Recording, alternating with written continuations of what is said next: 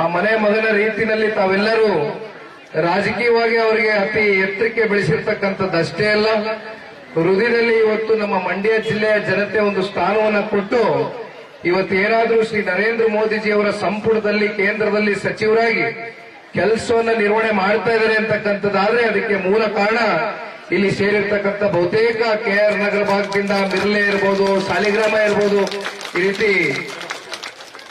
ಅನೇಕ ಕಡೆಯಿಂದ ತಾವೆಲ್ಲರೂ ಇಲ್ಲಿ ಬಂದಿದ್ದೀರಿ, ಸೇರಿದ್ದೀರಿ. ಬಹುಶಃ ನಾನ್ ಕೇಳಿದ ಮಟ್ಟಕ್ಕೆ ಇವತ್ತು 10 ರಿಂದ 15 ಸಾವಿರ ಜನ ಇವತ್ತು ಭಕ್ತಾದಿಗಳು ತಾವೆಲ್ಲರೂ ಬಂದು ಆ ಭಗವಂತನ ದರ್ಶನವನ್ನ ಪಡೆದು ಪ್ರಸಾದವನ್ನ ಸೇವಿಸಿ ಹೋಗ್ತಕ್ಕಂಥ ಈ ಒಂದು ಸುಂದರವಾದಂತ ಈ ಒಂದು ಕ್ಷಣದಲ್ಲಿ ಇವತ್ತು ನಾನು ನಿಮ್ ಜೊತೆ ಬಂದು ನಿಂತಿರ್ತಕ್ಕಂಥದ್ದು ನನ್ನ ಸೌಭಾಗ್ಯ. ಆದ್ರೆ ಸನ್ಮಾನ್ಯ ಕುಮಾರಣ್ಣವರು ಈ ಕಾರ್ಯಕ್ರಮಕ್ಕೆ ಬರಬೇಕಾಗಿತ್ತು. ನಿನ್ನೆ ದಿನ ಹಾಸನ್ನು ಮತ್ತೆ ಸಕಲೇಶ್ಪುರದಲ್ಲಿ ಅವರಿಗೆ ಸ್ವಲ್ಪ ಆರೋಗ್ಯದಲ್ಲಿ ಅಂದ್ರೆ ಮತ್ತಾರು ಹೆದರೋದು ಬೇಡ, ಆ ಭಗವಂತ ಇದ್ದಾನೆ, ನಿಮ್ಮೆಲ್ಲರ ಆಶೀರ್ವಾದ ಇದೆ, ನಿಮ್ಮೆಲ್ಲರ ಒಂದು ಮನಸ್ಸಿನಲ್ಲಿ ಕುಮಾರಣ್ಣನಿಗೆ ಭಗವಂತ ಹೆಚ್ಚಿನ ಆಯಸ್ಸು ಆರೋಗ್ಯ ಕೊಡ್ಲಿ ಅಂತಕ್ಕಂಥದ್ದು ತಾವೆಲ್ಲರೂ ವಿಶೇಷವಾಗಿ ನಮ್ಮ ತಾಯಂದ್ರುಗಳು ಪ್ರಾರ್ಥನೆ ಮಾಡ್ತೀರಿ.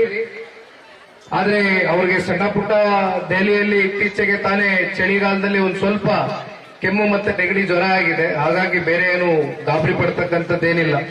ಆದ್ರೆ 1-2 ದಿನಗಳ ಕಾಲ ಅವರಿಗೆ ವಿಶ್ರಾಂತಿಯನ್ನು ತಗೊಳ್ತಕ್ಕಂಥದಕ್ಕೆ ಡಾಕ್ಟರ್ ಸಲಹೆ ಕೊಟ್ಟಿದ್ದಾರೆ. ಆದ್ರೂ ನಿನ್ನೆ ದಿನ ಇವನ್ನೆಲ್ಲ ಬದಿಗಿಟ್ಟು ಇಲ್ಲ ನಾನು ಹೋಗಲೇಬೇಕು, ಹಾಸನ್ನು ಮತ್ತೆ ಸಕಲೇಶ್ಪುರದಲ್ಲಿ ಕಾರ್ಯಕ್ರಮ ನಿಗದಿಯಾಗಿದೆ, ಯಾವ ಕಾರಣಕ್ಕೂ ನಾನು ತಪ್ಪಿಸ್ಲಿಕ್ಕೆ ಆಗೋದಿಲ್ಲ ಅಂತಕ್ಕಂಥದ್ದು ಓದು ಬಂದ ಮೇಲೆ ಒಂದು 2 ದಿನಗಳ ಕಾಲ ನೀವು ಎಷ್ಟು ತಗೊಳ್ಳೇಬೇಕು ಅಂತಕ್ಕಂಥದ್ದು ಡಾಕ್ಟರ್ಗಳು ಸಲಹೆ ಕೊಟ್ಟಿದ್ದಾರೆ.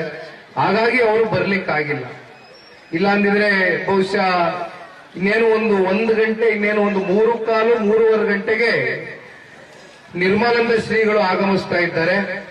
ಅಷ್ಟೇ ಅಲ್ಲ, ನಮ್ಮ ಪಕ್ಷದ ಮಾಜಿ ಸಚಿವರು ಸನ್ಮಾನ್ಯ ಕುಮಾರಣ್ಣ ಅವರ ಆಪ್ತರಾಗಿರ್ತಕ್ಕಂಥ ಸಾರಾ ಮಹೇಶಣ್ಣವರು ಕೂಡ ನಿರ್ಮಲಾನಂದ ಶ್ರೀಗಳ ಜೊತೆ ಬರ್ತಾ ಇದ್ದಾರೆ. ನನಗೆ ಈ ತಾನೇ ದೂರವಾಣಿ ಮೂಲಕ ಕರೆಯನ್ನ ಮಾಡಿ ತಿಳಿಸಿದ್ರು, ಇನ್ನು 1 ಗಂಟೆನಲ್ಲಿ ಬರ್ತೇವೆ, ದಯಮಾಡಿ ಅಲ್ಲಿರ್ತಕ್ಕಂಥ ಎಲ್ಲ ನಮ್ಮ ಭಕ್ತಾದಿಗಳಿಗೆ, ತಾಯಂದ್ರಿಗೆ, ಯುವಕರಿಗೆ, ಹಿರಿಯಕರಿಗೆ ಒಂದು ಮಾತನ್ನ ಹೇಳಿ ಅಂತಕ್ಕಂಥದ್ದು. ಬಹುಶಃ ಈಗ ನಾನು ನಿಶ್ಚಲಾನಂದ ಶ್ರೀಗಳ ಜೊತೆ ಕೂತಾಗ ಇಲ್ಲಿ ಒಬ್ರು ಹೆಣ್ಮಗಳು ಒಂದು ಪುಸ್ತಕವನ್ನ, ಅಕ್ಕವರು ಒಂದು ಪುಸ್ತಕವನ್ನ ತೋರಿಸಿದ್ರು. 20-23 ವರ್ಷದ ಹಿಂದೆ ಏನೊಂದು ಸಣ್ಣ ಗುಡಿ ಆದಂತ ಈ ಒಂದು ಭೈರವೇಶ್ವರನ ಒಂದು ದೇವಾಲಯ ಒಂದು ಬಹಳ ಐತಿಹಾಸಿಕವಾದಂತ ಒಂದು ಸ್ಥಳ, ಅತ್ಯಂತ ಐತಿಹಾಸಿಕವಾದಂತ ಒಂದು ಸ್ಥಳ, ಇತಿಹಾಸವನ್ನ ಉಳಿರ್ತಕ್ಕಂಥ ಒಂದು ಸ್ಥಳ ಅಂತಕ್ಕಂಥದ್ದು. ಇದಕ್ಕೆ ಬಹುಶಃ 2011ರಲ್ಲಿ ಶ್ರೀಗಳು ತಹಸೀಲ್ದಾರ್ ಆಗಿ ಬಹುಶಃ ಅವತ್ತು ತಾವೇನು ಒಂದು ಶಂಕುಸ್ಥಾಪನೆಯನ್ನ ಮಾಡಿದ್ರು, ಅದನ್ನ ಅವರು ಕೂಡ ನೆನೆಸ್ಕೊಳ್ತಾ ಇದ್ರು. ನಾನು ಈಗ ತಾನೇ ಆ ಫೋಟೋದಲ್ಲಿ ಕೂಡ ನಾನು ಅದನ್ನ ಗಮನಿಸಿದೆ. ಹಾಗಾಗಿ ಇವತ್ತು ಈ ಒಂದು ದೇವಾಲಯಕ್ಕೆ, ಈ ಗೋಪುರಕ್ಕೆ ಇವತ್ತು ಸಾಕಷ್ಟು ಜನ ಇವತ್ತು ಟ್ರಸ್ಟ್ ವತಿಯಿಂದ ಬಹುತೇಕ ಇವತ್ತು ಸಾರಾ ಮಹೇಶಣ್ಣ ಅವರು ಇರ್ಬೋದು, ಟೂರಿಸಂ ಮಿನಿಸ್ಟರ್ ಆದಂತ ಸಂದರ್ಭದಲ್ಲಿ ಹತ್ತತ್ರ 1.5 ಕೋಟಿ ರೂಪಾಯಿಯಷ್ಟು ಅನುದಾನವನ್ನ ಬಿಡುಗಡೆ ಮಾಡಿದಂತದ್ದಿರ್ಬೋದು. ಇತ್ತೀಚೆಗೆ ಅದನ್ನ ಮುಕ್ತಾಯ ಮಾಡತಕ್ಕಂಥದಕ್ಕೆ ಸನ್ಮಾನ್ಯ ಶ್ರೀ ಎಸ್ ಟಿ ಮಂಜಣ್ಣ ಅವರು ಕೂಡ ಸಾಕಷ್ಟು ಅನುದಾನವನ್ನ ಕೊಟ್ಟಿದ್ದೇನೆ ಅಂತಕ್ಕಂಥದ್ದನ್ನ ಈಗ ತಾನೇ ಸ್ಮರಿಸ್ಕೊಳ್ತಾ ಇದೆ.